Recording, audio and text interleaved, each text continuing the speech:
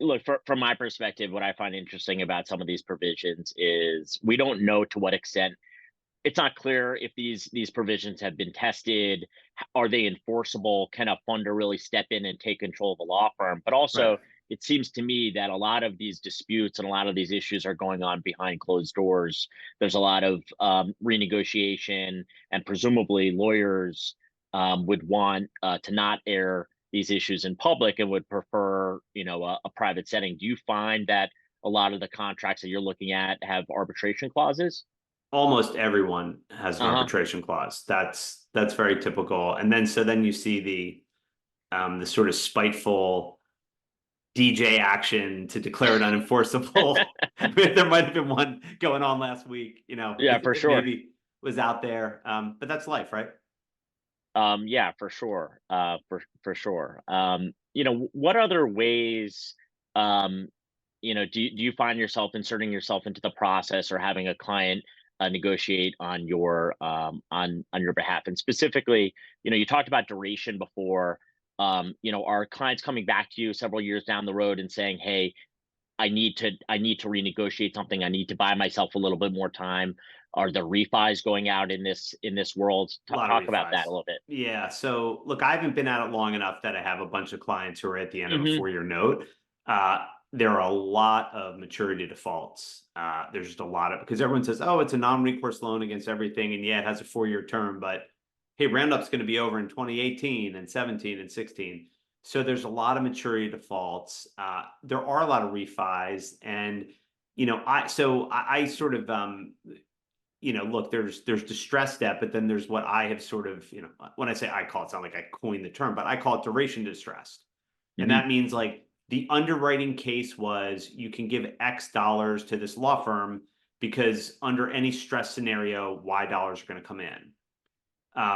And where we sit now is that was great, except given the return the funder's looking for, if it's after 4 years, they're going to owe so much on their cost of capital. So there are deals out there where the underlying collateral looks like it will still perform at those cash flows, but the funder that, by the way, is borrowing at LIBOR plus 20, which by the way, LIBOR was 0 when they took it out and didn't think about it. Mhm. And now it's become SOFR, or in the UK, it's SONIA, right? That's adding 5 points. So there's deals where it doesn't make sense for that funder to be in there anymore. And I think there's tremendous opportunity for new capital to come in and say these cases are more advanced. Maybe I can write a senior note, maybe 5 or 10 million bucks needs to go in. I can write a senior note at frankly a lower interest rate Mhm. just in a senior position. I'm working on a couple of those now. And this world it's actually, and look, you probably know this better than I do. It's a pretty small world. Yeah. We say, you read these reports like the Chamber of Commerce says there's over $2 billion in this. Like there's probably been $2 billion of bonds traded like since we started recording this, right? So this is still like a blip, right? This is a blip, right? It's a blip. It's a gnat. And you know what it is? It's kind of like Hollywood. There's like 20 people that matter. Mhm. And so, I think there's more openness to, have people come in, take senior positions. But I've worked on a lot of refis and I've also worked on a lot of co-invest. And I think Yep. people would be surprised that, a good commercial funder might have an $8 million case and they say, hey, we're only $100 million fund. We really shouldn't be putting in more than five. Do you guys want to come in pari passu? And like, I'm not going to Mhm. charge you points, right?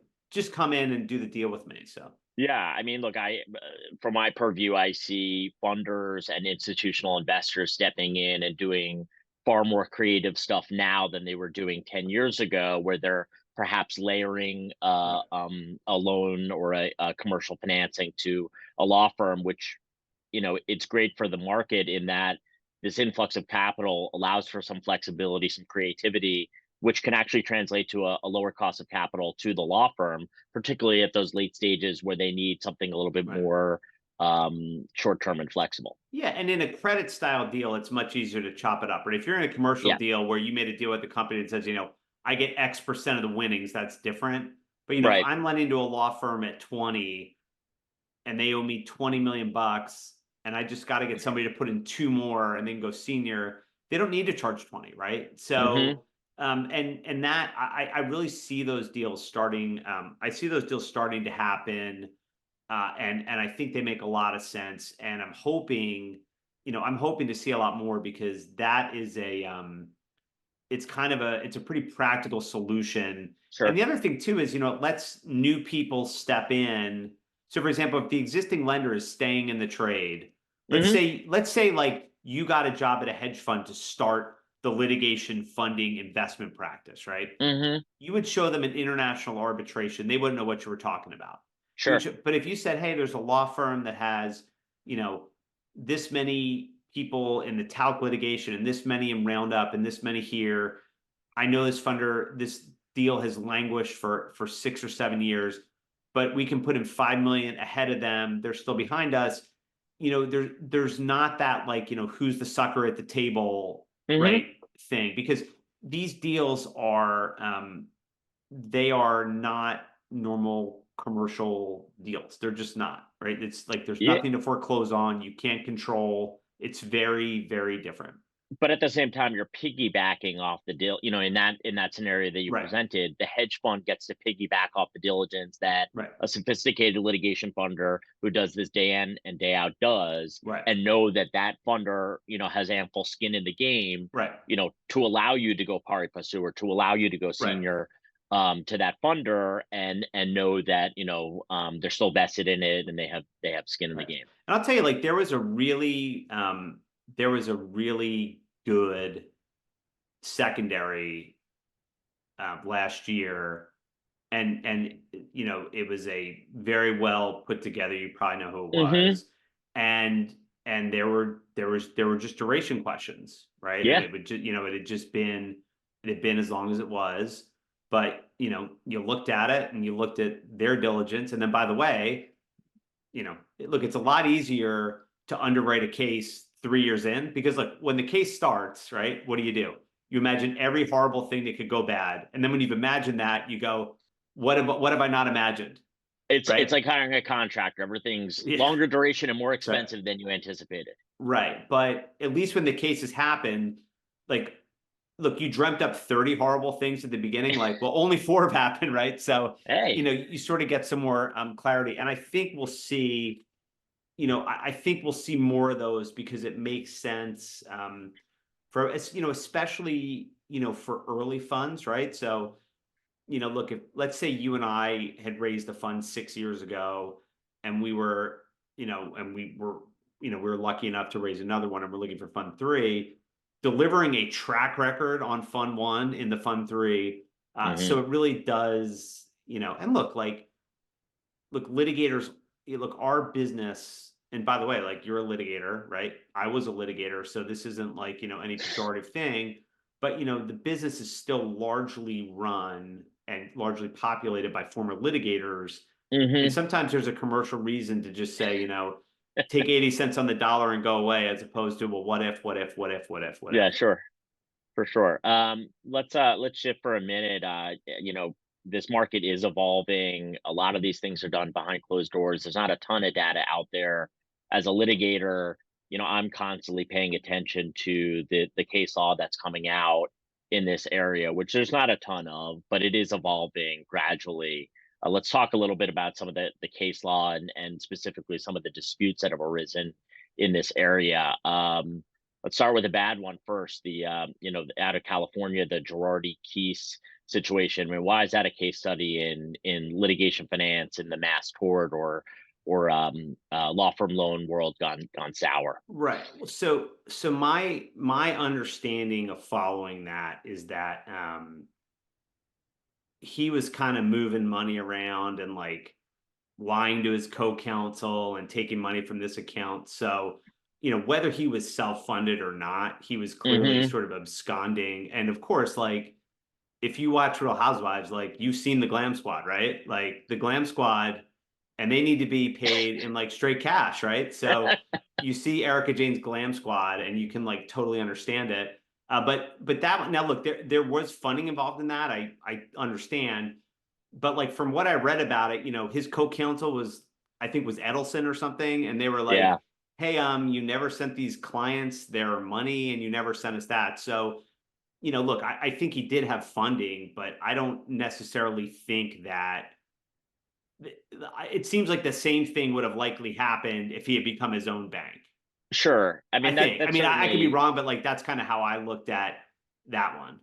that's fair. And look, that it's an extreme example for sure. But one thing that I find interesting is, you know, lawyers don't are not necessarily any better business people than anybody else. And in fact, one could argue that they're worse business people than a more conventional commercial operator. But lawyers have a duty, generally speaking, to be candid and to not act in deceitful manners.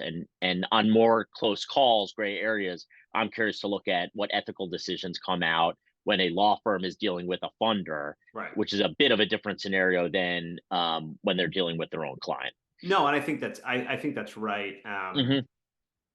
And look, here's my view of it is all plaintiffs litigation that's like individuals versus companies that's all funded. It's either funded by the lawyers themselves Hmm. or a funder. So for example, they say, well, the funder might lose interest and stop spending on the case if it goes poorly, and that might be true.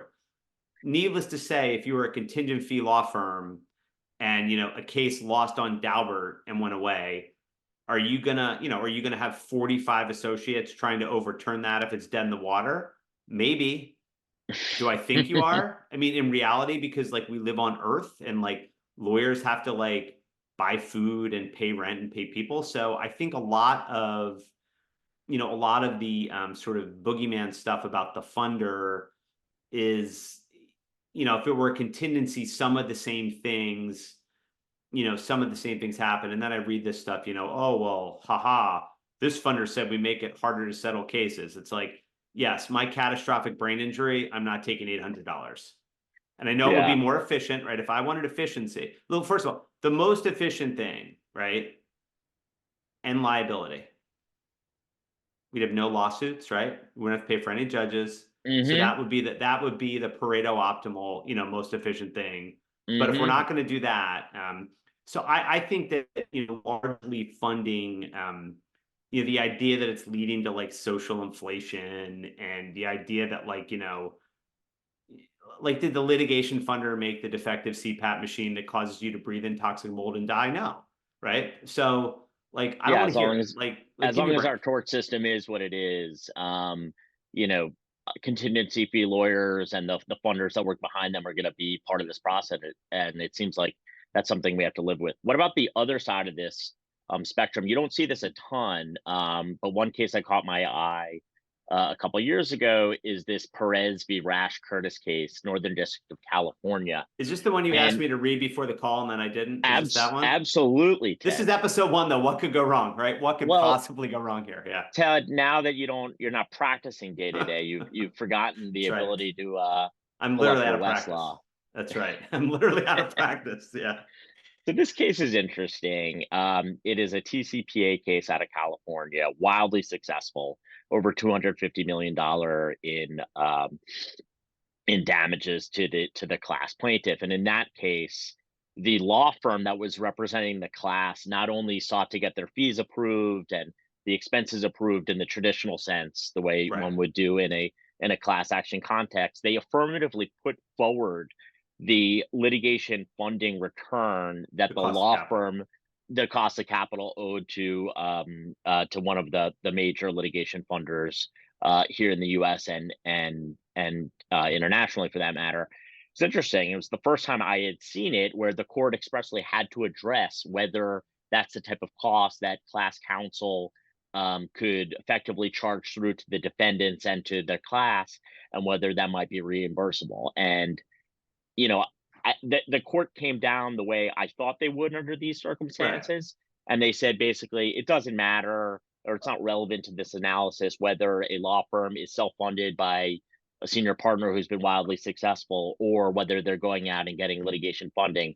That goes into the cost of doing business, and we're not going to get into that. And I think in that case it makes sense, but I don't think that's the end of the story. I think there might be some instances where, for example, the case, the claimant or the law firm truly needed this capital to keep it going on an otherwise dead asset. I could see Right. that this case law kind of evolving in that area. Well, it's funny. Like I remember from like I had this great torts professor at Georgetown. This guy, Professor Spen. He was like super charismatic, but he said, I had Professor Span as well. "There you go. Well, there you go." But First day of anyway, class. What is a tort? yeah, right. But he would say, like I just always kind of remember getting back to like put the person in the position they would have been with, right? Would have been Mhm, in absent this. Now it's different because it's the law firm looking for the capital. I mhm, understand that. But like it,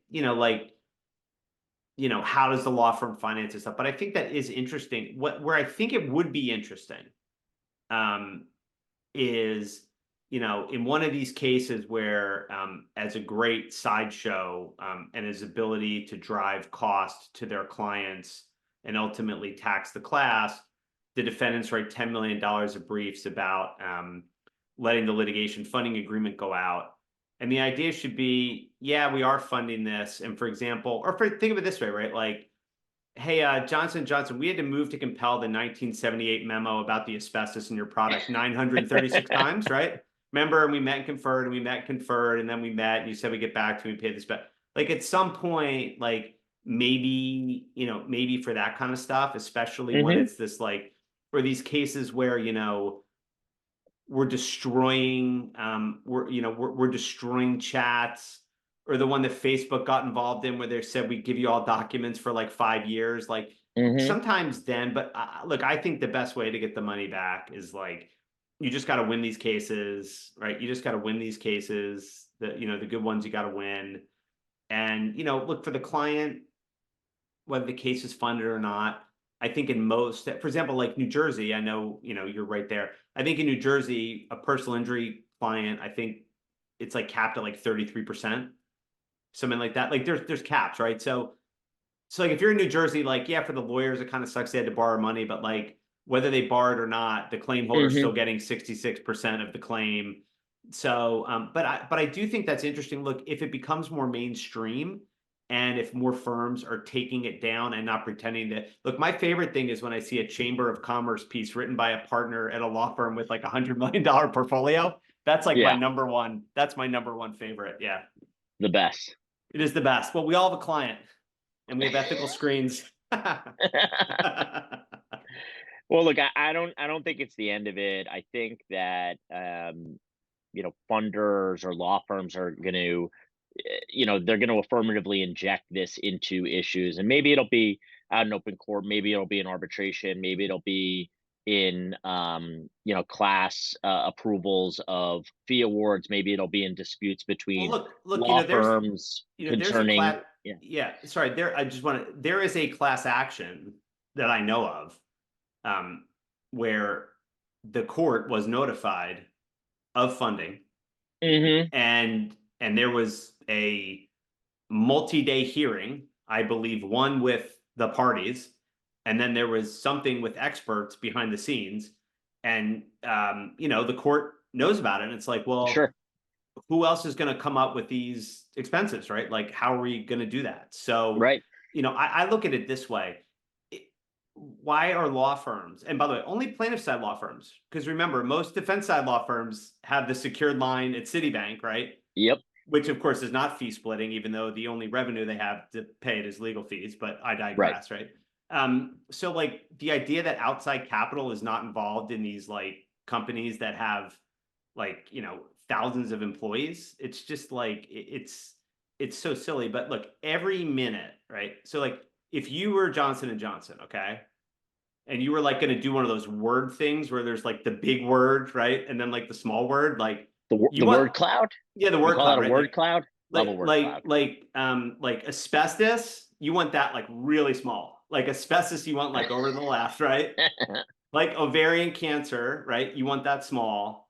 But then like, dark money, Yeah. right? Like shadowy, or like, the word virage, right? Like those are Sure. the bad words. So it's not, when it's just sort of like, when you don't have the facts or the law, you just bang the table. And look, these are tough cases, right? Like these injuries, and Hmm. this is, I always like to, like, when I talk about this being a business, like, I mean, like some of these frigging cases are like, these are like devastating, and I mean Sure. like devastating injuries that were caused.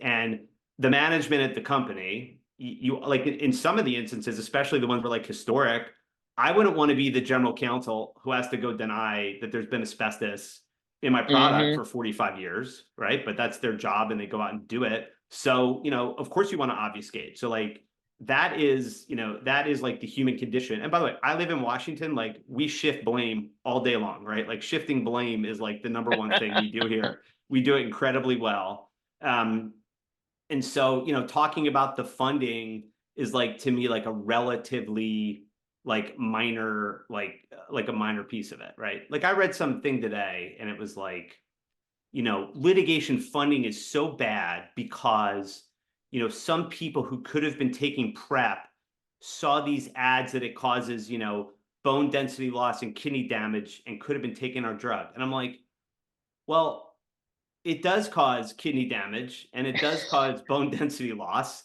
And you're not telling people, right? You're Yeah. not telling people that these HIV positive patients are going to have kidney damage.